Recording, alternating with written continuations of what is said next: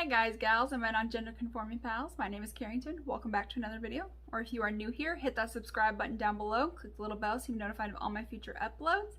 And let's go ahead and get started.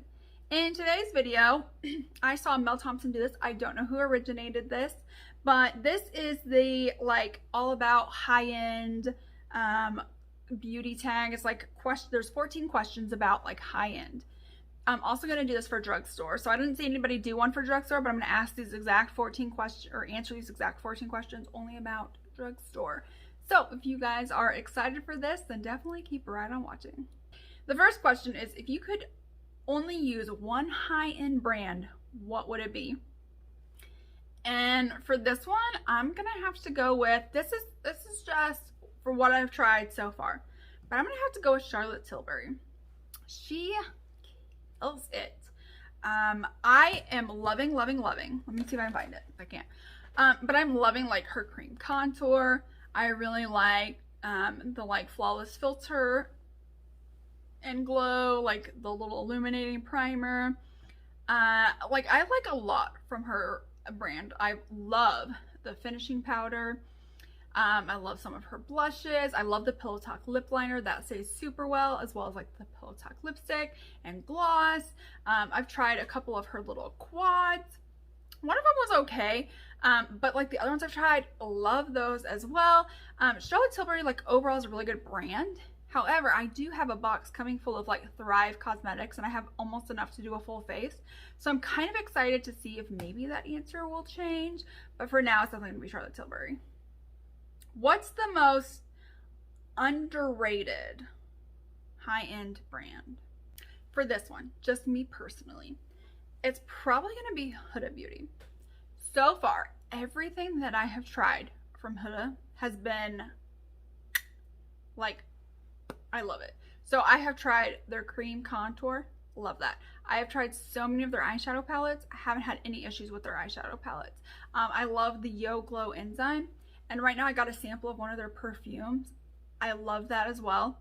I did not try out the any of their foundations because they're more full coverage and I'm kind of liking something more medium. I think the stick foundation might work.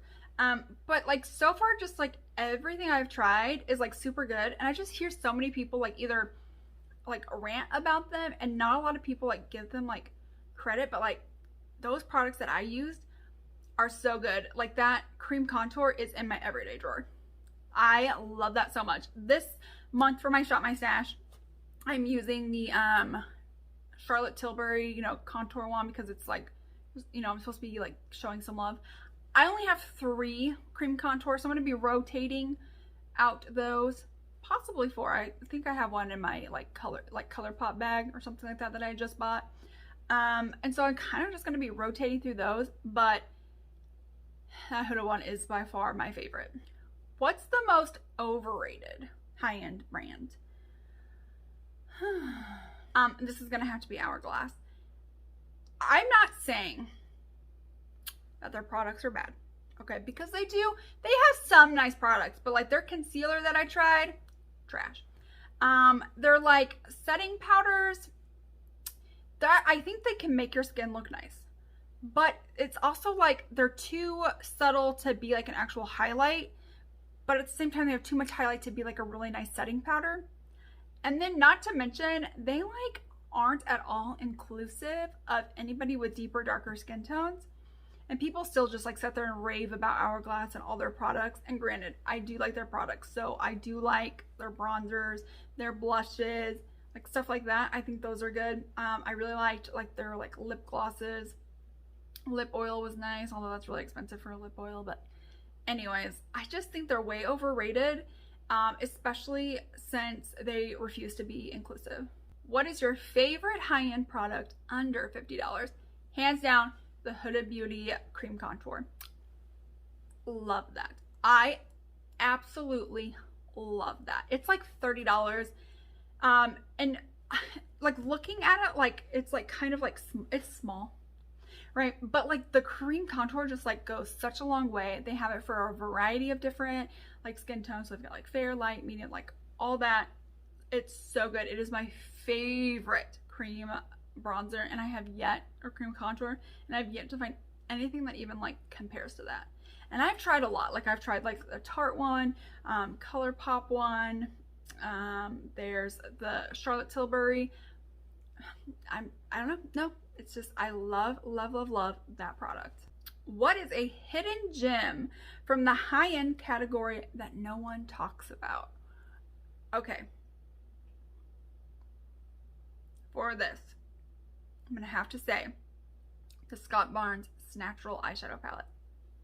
You guys, okay? His stuff is expensive, but he does do sales. Like I've gotten the stuff that I tried on sale. Okay, that natural eyeshadow palette was chef's kisses all around the house. So good. I literally never hear anybody ever talk about it. I maybe have heard 2 people talk about it. Guys, it's a really nice formula, and his shimmers are also like, just overall, like the palette itself is so, this is like absolutely 100%. Nobody talks about this, and I'm just kind of like, why are we not talking about this? What's your favorite high-end foundation? Too Faced Born This Way foundation. Okay, that is my absolute favorite holy grail. I have already used up 1 bottle, and then I've got another one. I've got a backup, and then I bought, and I really didn't think this was gonna work for me, but then I bought the matte one. That one also looked super good on my skin. Granted, I did a lot of prepping because it's matte, but like, these foundations are so good. I don't really like a lot else that Too Faced does. Truthfully, I like their foundation, I like their concealer. That's probably going to be about it for me. But these foundations are my holy grail. 100% the best. What products do you tend to buy more at the high-end price point? I'm going to have to say eyeshadow palettes. Now, I know you can get some really good, like affordable e.l.f. eyeshadow palettes. And I know ColourPop is also super affordable and makes some great eyeshadow palettes. Okay, but there's just something about like high-end eyeshadow palettes I just feel like are sometimes just better. It's just like, it's better. I don't know what it is. It's better. What brand do you think is overpriced? I'm gonna have to go with Pat McGrath for this one. Her eyeshadow palettes, you get like 8 shades, and it's like $125. Whereas with like, at least with Natasha Denona, who's also overpriced, but at least with like Natasha Denona, like at least you get 15 shades for around the same price point. So you get almost double what you would get from Pat McGrath. And granted, I really do like Pat McGrath's formula. Don't get me wrong. Like I do love her palettes. I have her palettes, and she does have some really transformative shades, which are beautiful. But I don't think that like, I don't think her mattes are like, oh my gosh, this is the best matte. Like you can't get that for $60. Like you can. So yeah, I think it's maybe just like a little overpriced. And then do you guys remember that like when they came out with like the foundation, concealer, and like the primer? I watched reviews on that primer. Oh man, the amount that she charged for it, the fact that the packaging was ridiculously awful and cheap, and the fact that like a lot of people hated it, you know, yeah, overpriced, just overpriced. What's your favorite high-end limited edition product? Okay, this is actually like, oh, it's like such, okay, all right, it's the Lunar Beauty Moonspell palette. Okay, I am so sad that first of all, like that is limited edition. Okay, I love that palette. The packaging, stunning. The color story, stunning. The shade names, stunning. Everything about that package is 10 out of 10 out of 10 out of 10 out of 10. Beautiful. Actually, no, it's like 100 out of 10. So good. That is by far my favorite product. However, he did say it was limited edition, and that makes me sad because I love that product. I have ranted and raved about that product because it is so good. Like now I'm like nervous to use it because I don't want to like use it all up and then it be gone. But like at the same time, it's like, yeah, but this is really good. Good formula, good packaging, good price. Like, I just wish it wasn't limited edition. What's the best high-end eyeshadow formula? I'm gonna have to go with Natasha Denona on this one. I have quite a few of her palettes, and the ones that I've tried so far, so I've tried like the gold, I've tried most of her minis, I've tried the trio chrome. I really felt like they just really blended out super nice. The mattes, no matter what the color was, all blended out. I didn't find anything to be patchy. They worked together really well. Okay, they're expensive. Okay, they're a little bit more expensive, but like the Glam, the bronze, it's like $65. I think that's nicely priced for what they are, and I really think that like she does make really good formula. The worst high-end eyeshadow formula, that's gonna have to go to Too Faced. Okay, I have some of their Too Faced products. So I have like the, what do I have from them? Okay, so I have like the gingerbread spice palette. I really like that palette. I had the sweet peach palette. That was okay. I had the gold bar palette. Got rid of that. I just feel like they're just so inconsistent. Their color stories aren't anything like revolutionary or exciting. It's just like, it's an okay brand. Like, okay, and then their holiday. They always come out with like these terrible holiday products. They are shit quality. The packaging also crap, and it's like super gimmicky. It's just like not good. And then when it comes to like harder to formulate eyeshadows, so anything like purple or blues or anything like that, like you can tell like they didn't even try with their formula. They're like, yeah, we know like the formula we have now is like good for neutrals, and so if it sucks with purples or whatever, that's fine, we're still gonna throw it in the palette. Okay, thank you. Like, that's what they do, and it's just like, no. Yep, worse. For mine, it's gonna have to be Dominique Cosmetics. I used to want to collect like all of her stuff. I bought like almost all of her eyeshadow palettes, and then like it just, her stuff just kind of became like okay. Like she kind of came out with like that glossy highlighter palette and the balms and like the bronzers balms, and to me they just like really weren't wowing.